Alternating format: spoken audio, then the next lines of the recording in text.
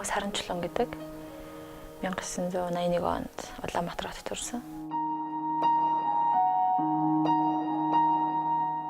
Баяушны хуучин эцэст одоо байдаг гэсэн да эмээтэйг хамт ханы материал бас байдаг гэсэн.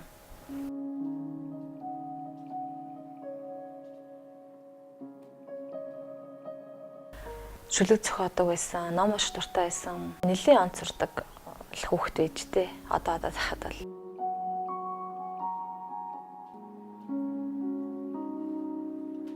нэг хоёр дахь ингэ татаад тастай охин болж бүжгэлдэг байлаа. Бүжгчин болно гэж мөрөөддөг байлаа. Түмэн мөрөөдөл донд л ер нь өссөн дөө.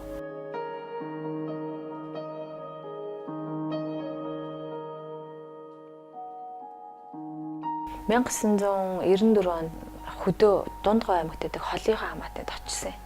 Тэгээ зуны амралтыг өнгөрөхөр хөдөөний хүүхдүүд л маш сахилахгүй. Тэгээл хотоос ирсэн хүн ингээл морин ташуурдад миний унсан морь бол айгу хурдан нэг огл хараад гэдэг ч тийм хараад би унаж гэмтээд хөлөө эвгүй гიშгсэн. Тэгээд тухайн үед л мах авчуулагдсан байна гэд ингээд янз янзын нөгөө уламжлалт аргаар тийм орон нутгийн нөгөө хөгшөд онцлоод даастаар цаарж ин тавьчихсан. Тэгээд яг тэрүүгээрээ ерөөс минь хөл илгээгүй бар. Нэг сар би хөдөө байсан саргаараа.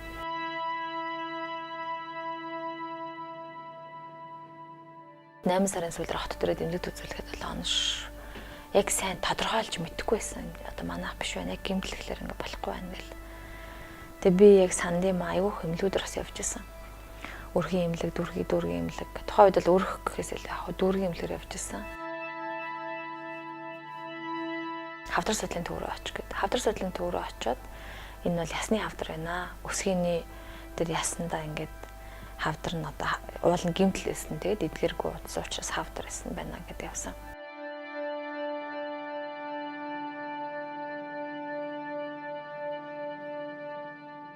Маш хожуу ажиглагдсан учраас химийн эмчилгээг, туяа эмчилгээг шаардлагатай байсан. 94 оноос эхэлж эмнэлгээр яваад 95 онд онцлогдоод 95 оны 5 сард хөлөд хариулах мэдсэл хэлгэсэн.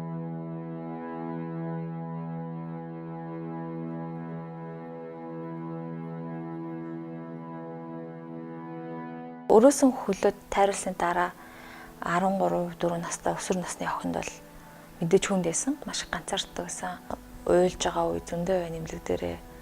Тариа илэхэр өвдөн, олон дахин эмчилгэлээд хахаар ядарна. Миний тэр ядарч эмнэлэг дээр их зовж өдөрч байгаа үед мань бол эмээ ээж мань бол ингээл эргэлтээр өдөр болон хоолундаа зүгөөд явж хата дагаж маш их шаналдаг байсан бас.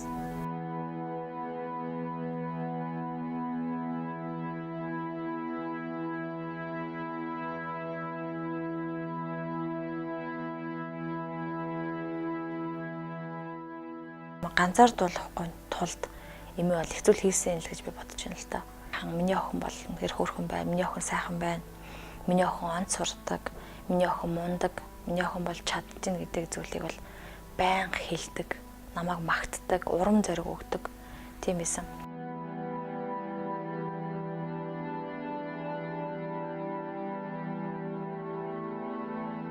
Хэцүү байсан гэдэг нь дуусахгүй л их юм байгаа л та. Эмээ ингэж хэлдэг гэсэн байхгүй.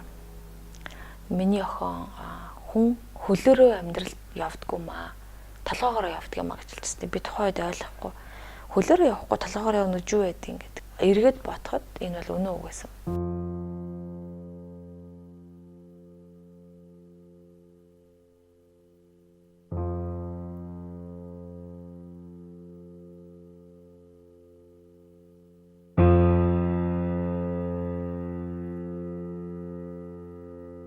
Хин нэгэн хүний зовлон бэрхшээлийг хараад хэрэг би энэ хүний оронд байсан бол яах байсан болоо гэж бодож сурахыг бас ээж минь зааж байсан.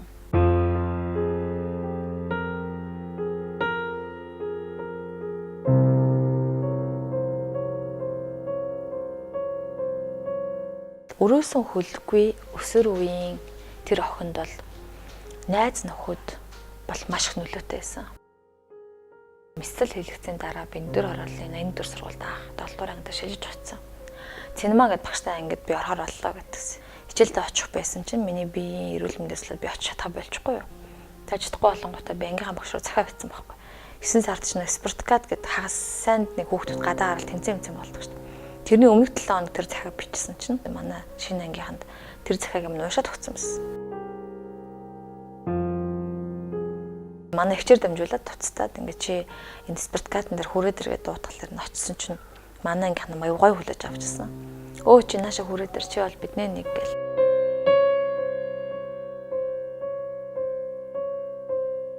Тэр захиаг уншсан гэдэг нь би тухайн үед мдэггүй л дээ. Бүчиж шаваал саран чулууна би тэр гэл танилцаал. Зарим миний цөгийг бараал, зарим нь хажууд юм яриад айгүй гоё. Үнэхээр гоё хүлээж авсан. Арчигдгийн аргагүйгээр надад бол хүний дээр хар толб бүлнэ гэдэг шиг миний сэтгэлд бол цагаан толб бүлдээсэн тийм хамт олон байдаг.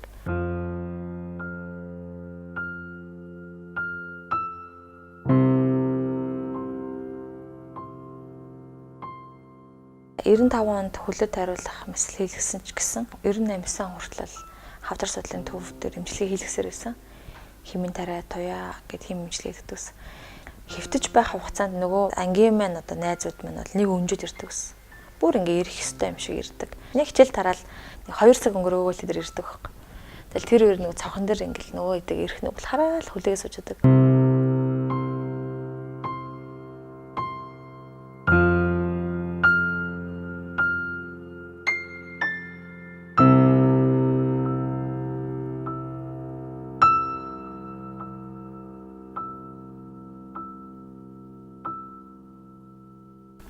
'Бусдын дунд орох, бусдаас ингээд тусгаарлагдсан байсан миний тэр зүйл дээр тэр хүүхдүүд л намайг ингээд татаад оруулчихж байгаа байхгүй тэр манай ангийнхаа.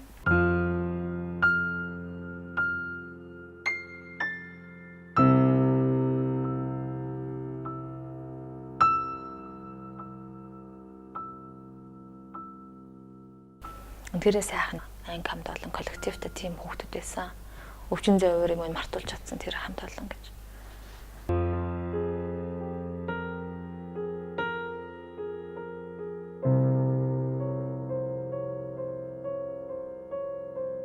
Ангийн манд хамт олнууд одоо ч зарим найзууд байгаа хүн болгонд би өнөөдөр баярлж авдаг. Гадуурхал гэдэг юм мэдэж байгаагүй яг л би нэг л тэдний нэг үе чадсан айгүй надад бол одоо ч гэсэн сэтгэлд бол ингээд сургуулийн хаалгаараа ороход тэр үед нөгөө нэг тааралдаг байсан нөгөө ангийн хүүхдүүд хажуугаар зөрөөд инээдэг гэсэн нөгөө ангийн охтууд бүгдээрээ л надад бол үнэхээр сайхан байдаг. Би нэрийг мэдэхгүй ч гэсэн маш олон хүүхдүүд байдаг. Манай тэр үеийн анигийнхандаа л би үнэхээр баярлж авдаг юм. Сэтгэл минь дандаа л явчихдаг.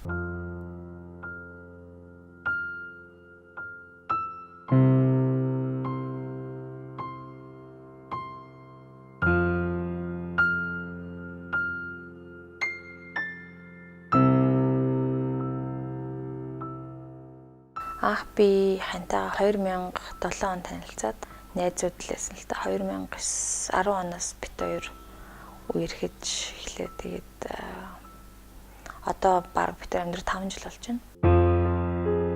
Миний хань бол намайг маш их дэмждэг.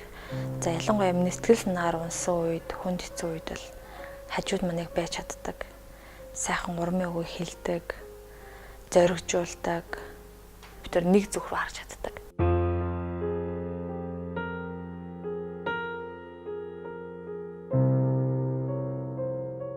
11 оны 10 сард хөрхөн хүүтэй болсон.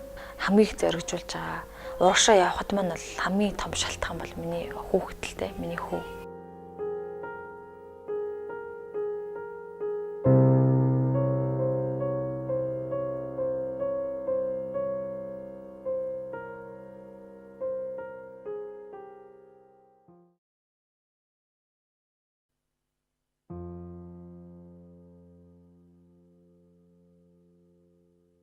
В 2005 онд Монгол Засгийн сургуулийг би нийгмийн ажилтан мэргэжлэр төгсөөд 9 сард нь би анагаах ухааны сургуульд, эрүүл мэндийн ухааны сургуульд багшаар орсон. Одоо яг анагаах туршлагын хажуугаар амжилтын хэлхий төрөөс байгууллага гэдгийг үүсгэн байгуулж байна.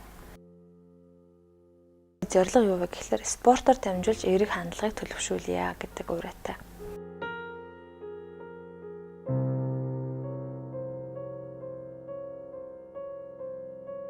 6 сарын 21-нд анх удаа бүх нийтийн марафон буюу 5 км, 2 км, 3 км гүйлтгэх зохион байгуулсан.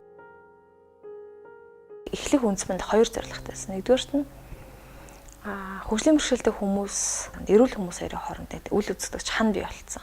Нэгдүгээр зорилго маань бол энэ ханыг нураахын тулд хоорондоо нөхөрсөх байх, нэгдэлтэй байхын тулд хамтдаа ямар нэгэн зүйлийг хийж болно гэдэг санааг өгөхийн тулд гүйсэн. Тэд та чи яг л бүгд ижилхэн хөлтөө байна уу, нүдгүү байна уу, хараагүй байна уу, сонсголгүй байна уу, өрөөсөн гаргүй байна уу хамаагүй бид бүгд адилхан хүн.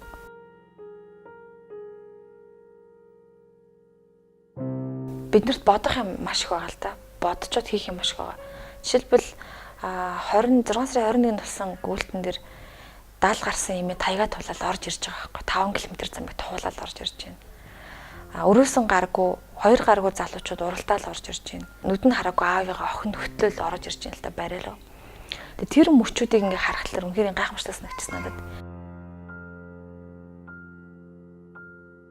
Би бол тэдний хажууд хийн юм бэ л гэж бодож байгаа байхгүй өөрийгөө. Би бол зүгээр л өрөөсөө хөлөлт хариулсан хүн. Гэтэл тэр тэрэгцэртэй уралж байгаа охид өвгүүдийг харахад бол үнэхээр бас сэтгэл ингээд огшдог юм билээ л дээ.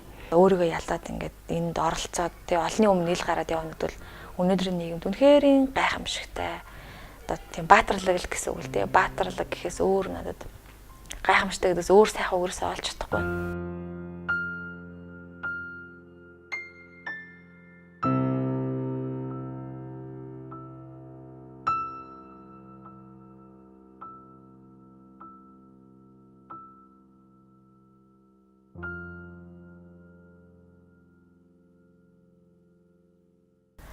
Бидний хооронд нь ялгаж салгаад байгаа айгүй олон зүйл байна л та. Хамгийн чухал зүйл бол тэр хүний өөрийгөө би гэдгийг үзэх тэр үзэл. Өөрөлдвөл би бол тэгэх ёстой. Би хүн тийм харагдчихгүй. Би хүнд одоо ингээд хүн намайг ингээ бодчихгүй гэдэг тэр нэг бодол. Нөгөө талаасаа энэ хүнтэй би гүйж болох юм уу энэ? Одоо хөгжлийн бэрхшээлтэй хүнтэй би хамт явж болно гэдэг ойлголт төрөөсөө байхгүй байхгүй.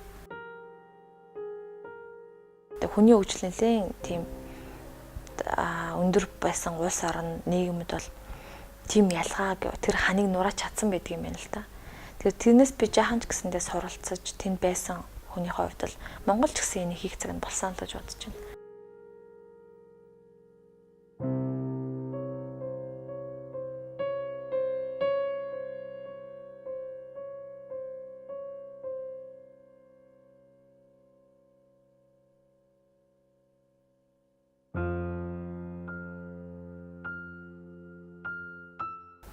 Миний хувьд нэг тийм жижигэн толгодыг даахын зорилго байх юм бол таны хувьд магадгүй нэг том уулаж болно шүү дээ.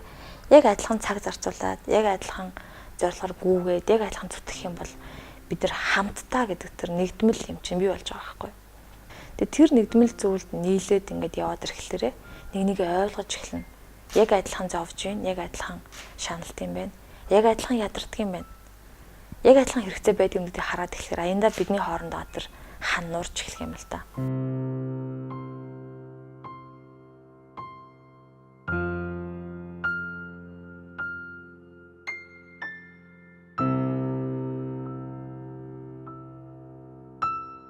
Хамтдаа л байх хэрэгтэй. Эв нэгдэлтэй хамтдаа байх хэрэгтэй. Би ганцаараа ингээд болоод байна. Тэр болохгүй байх хэрэгтэй гэдэг биш. Хэрэг би болж ивэл тэд мань болж байх хэрэгтэй гэдэг тэр үзэл бид нарт аягүй дутагтаад байна гэж боддог.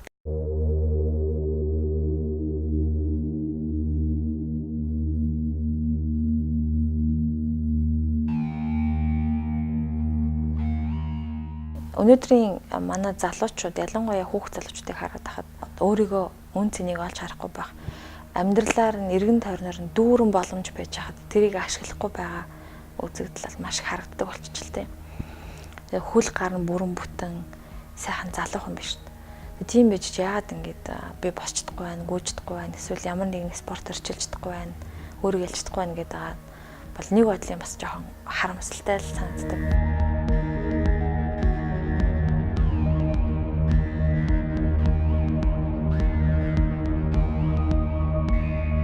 Миний л бодлоор бол ялалт гэж хэрвээ байдаг бол тэр ялалт бол хин нэг ялах тухай ялалт юусоо биш. Өөрийнх нь дотор байгаа өөрөө өөртөө садаа болоод байгаа тэр өөрөө өөрийгөө ялах нь л амьдралын хувьд хамгийн том ялалт.